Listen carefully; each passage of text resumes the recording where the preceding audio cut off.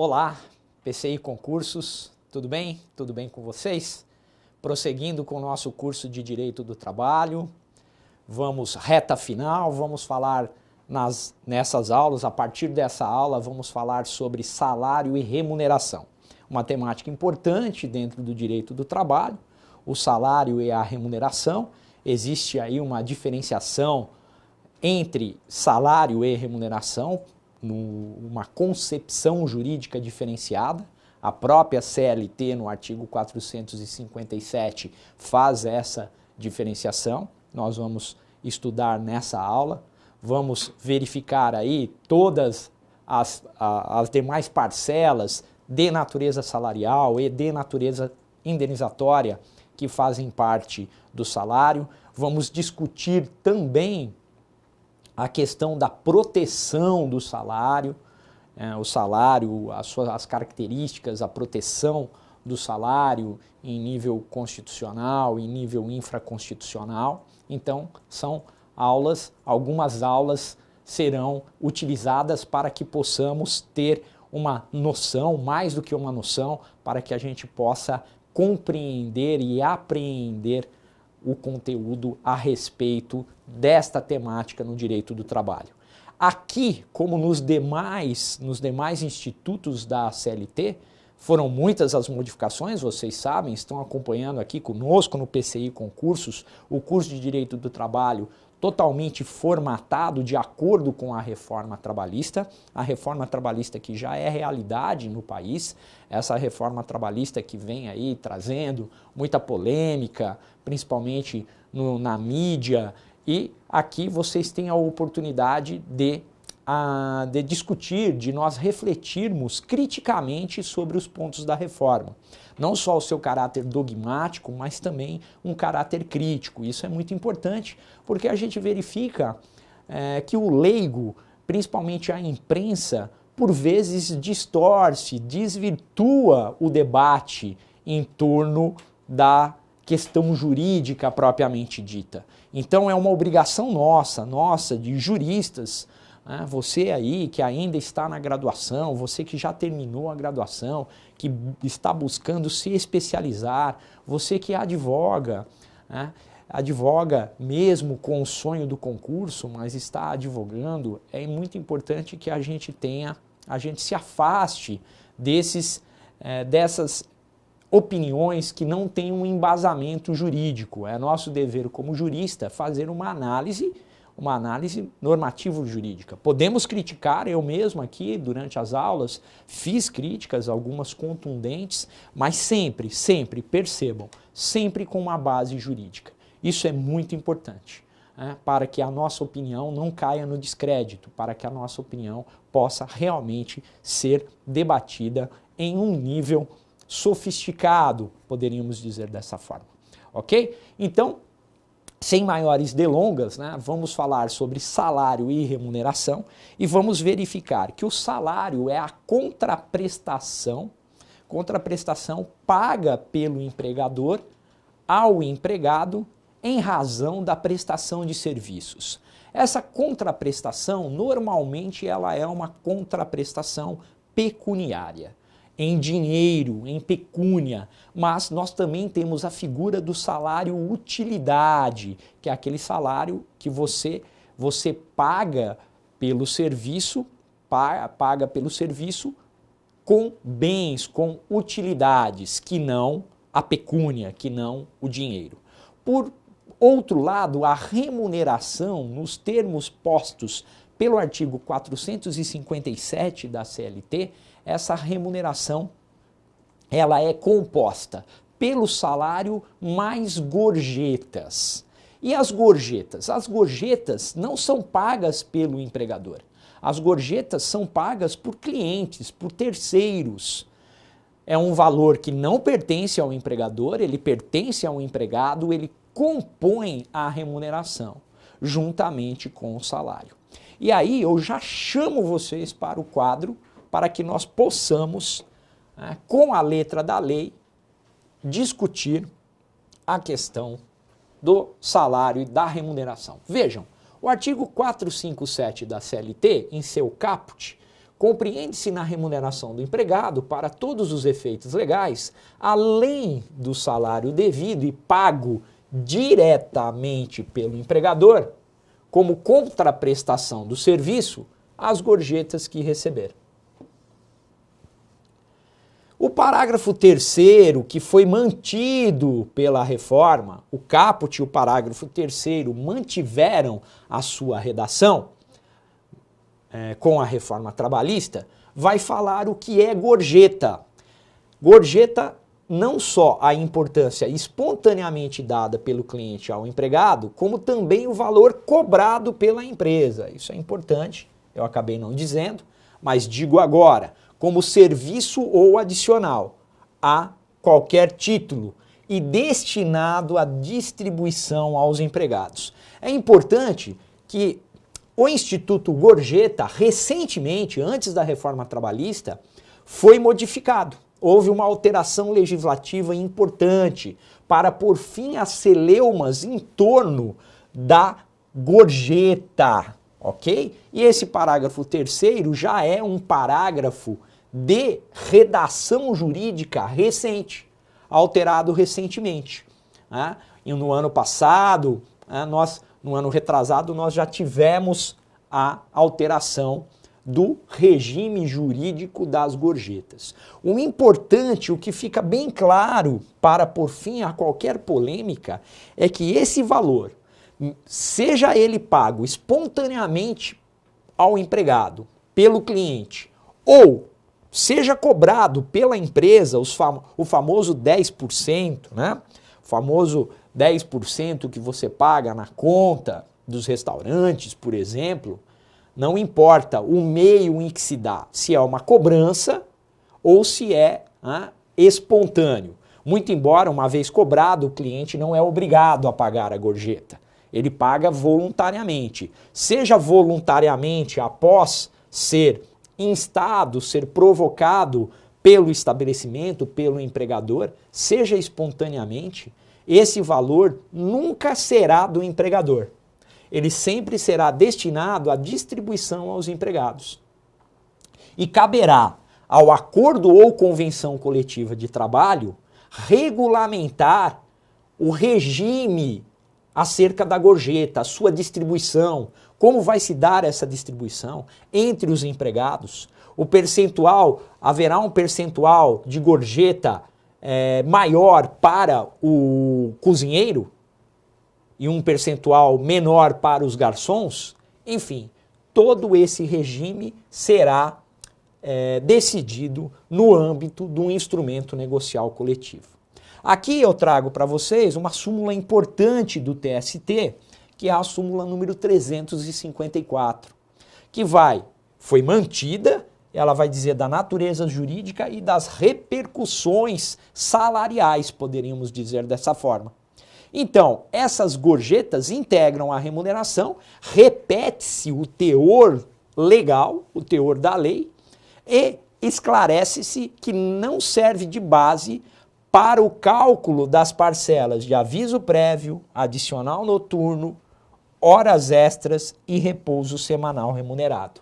O que é um tanto lógico, porque não é um valor pago pelo empregador. Não seria razoável que um empregador tivesse impacto das gorjetas nas demais parcelas que lhe cabem. Quanto ao salário, não há dúvida. Mas, quanto à gorjeta, essa gorjeta é um ganho extra, poderíamos dizer assim, ao empregado. Ok?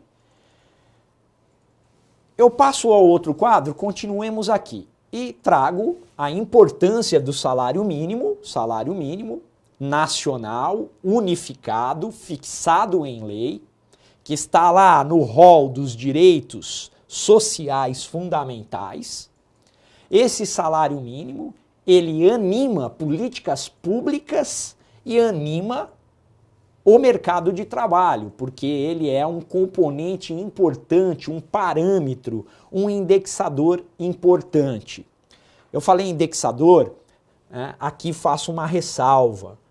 O Supremo Tribunal Federal tem vários julgados em que não admite a indexação salarial por meio do salário mínimo. Nós vamos ver isso quando estudarmos ainda nas aulas logo mais o adicional de insalubridade. Mas de qualquer forma, existe um salário mínimo e o salário mínimo é previsto no Brasil e em muitos países. Na maioria dos países ocidentais existem leis que fixam o salário mínimo.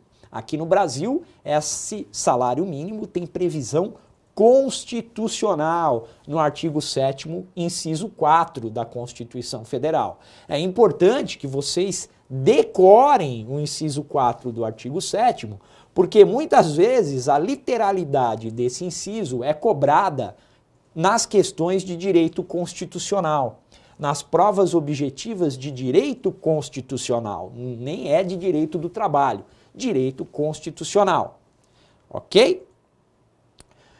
Há reajustes periódicos, no mais das vezes, para garantir ao menos a reposição da perda do poder aquisitivo da moeda, corroída pela inflação, mesmo nesses momentos de crise, né, que nós estamos vivendo ainda, você tem o reajuste ao menos do valor corroído pela inflação.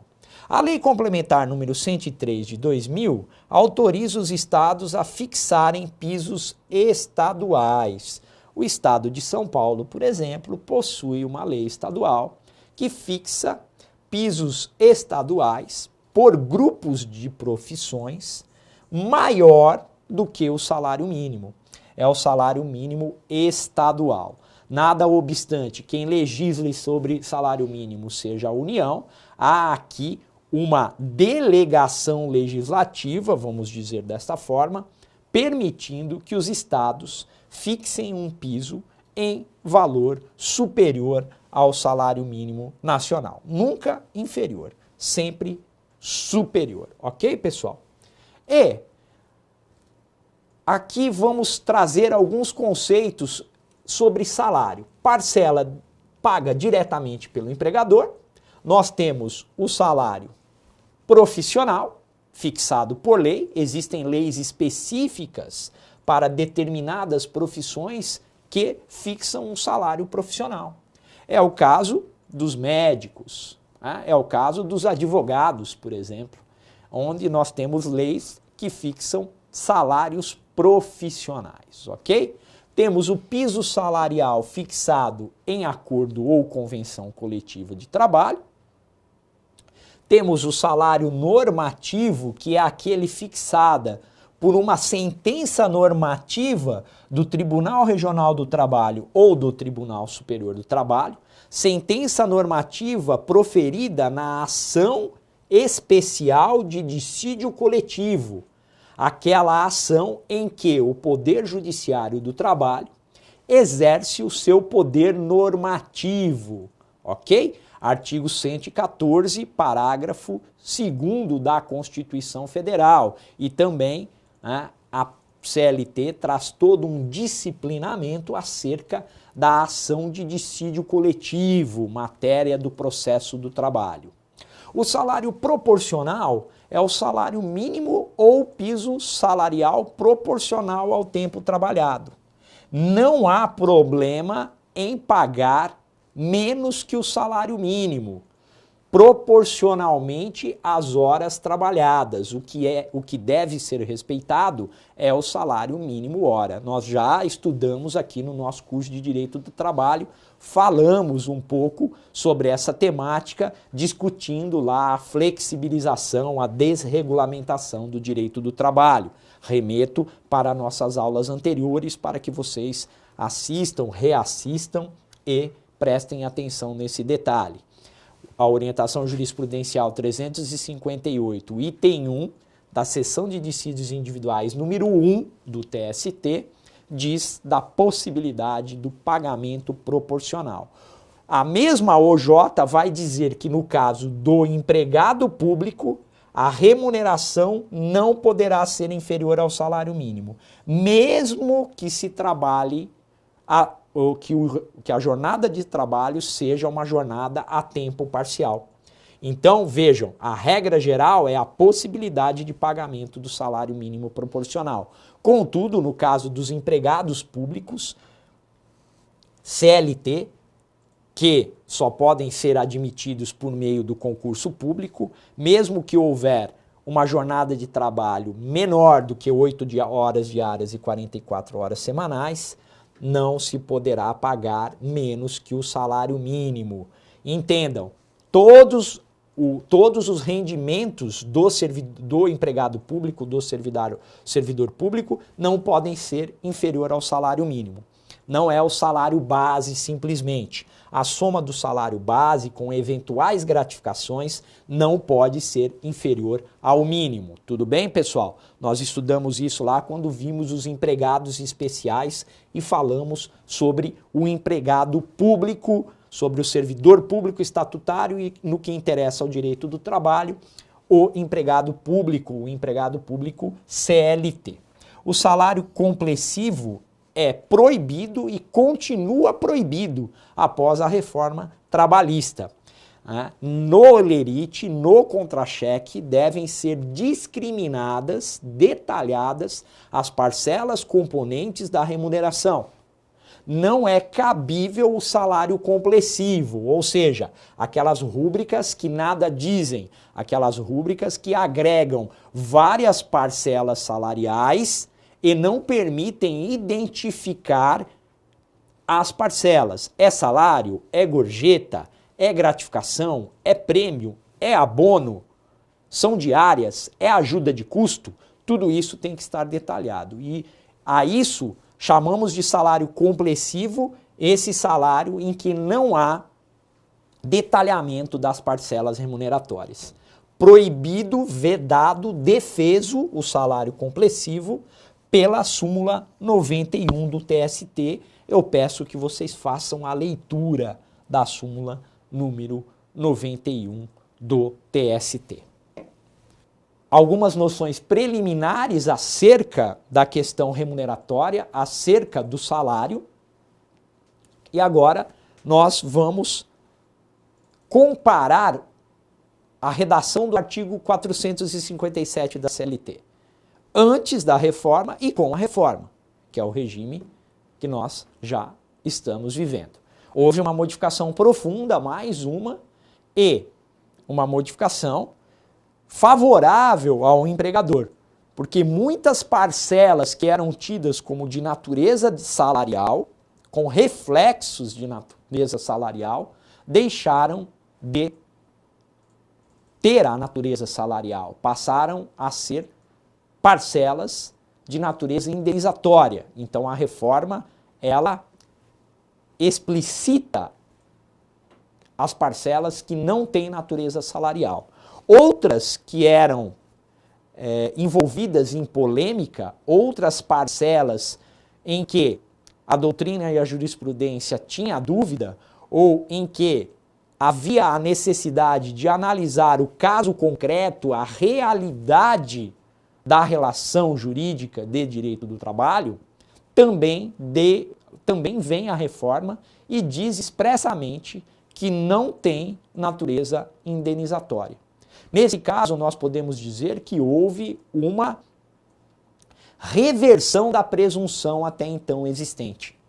O que não quer dizer que, a depender do caso concreto, não se possa desconsiderar a natureza indenizatória e concluir pela natureza salarial, naqueles casos em que houver fraude, porque aí aplicaremos o artigo 9º da CLT, que diz que toda a tentativa de bular, fraudar ou impedir a aplicação da legislação trabalhista será tida como nula de pleno direito.